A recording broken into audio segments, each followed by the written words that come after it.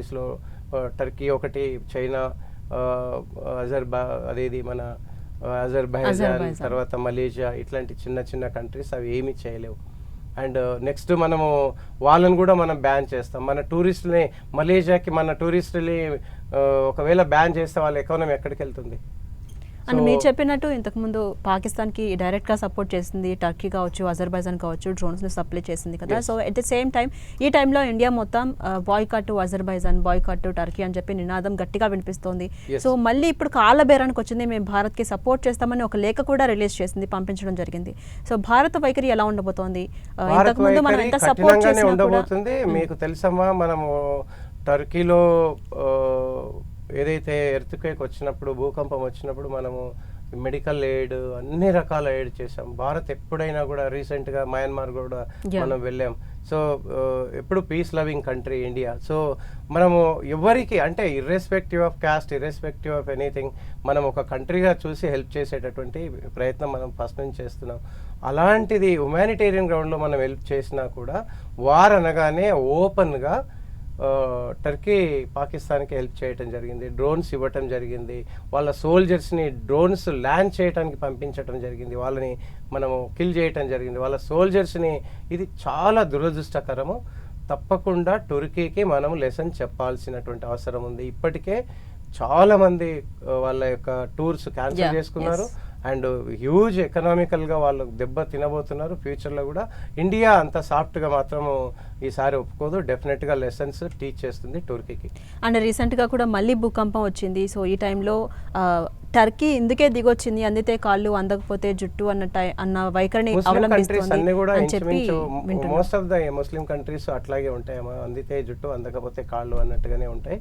So మనం పాకిస్తాన్ నియత్ కూడా చూసాము, ఇప్పుడు టర్కీ నియత్ చూస్తున్నాము. అట్లాగే ఇక అమెరికా ఎంత మనతో ఫ్రెండ్షిప్గా ఉన్నా మనసులో మాత్రం ఎక్కడో ఒక దగ్గర పాకిస్తాన్ని దాచిపెట్టుకుంటుంది. సో మనం అమెరికాతో కూడా జాగ్రత్తగా ఉండాలి, రిలేషన్ మెయింటైన్ చేస్తూనే అక్కడక్కడ కట్ చేస్తూ రావాలి.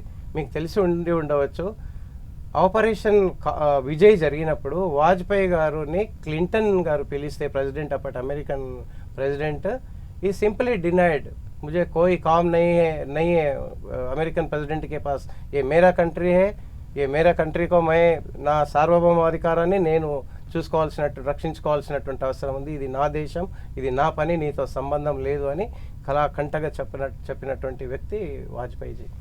సో అట్లాగే ఇందిరాగాంధీ కూడా మీటింగ్ చేస్తూ వైట్ హౌస్ నుంచి లేచి వచ్చింది, హమ్ దేఖ్ లేంగే అని చెప్పేసి. That is the power of Bharat, that is the power of India.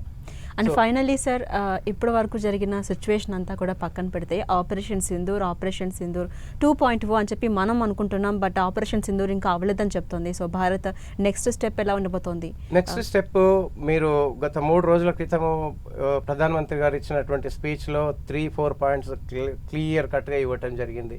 ఒకటి, వాటర్ బ్లడ్ 2 ప్యారలల్గా ప్రవహించవు, 2 కలిసి ప్రవహించవు, they cannot travel together or hand to hand అని చెప్పడం జరిగింది.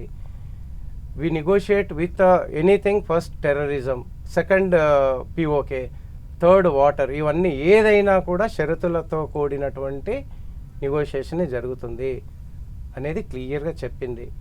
టెర్రరిస్టులు ఎక్కడున్నా కూడా మేము చొరబడి కొడతాము అని చెప్పడం జరిగింది.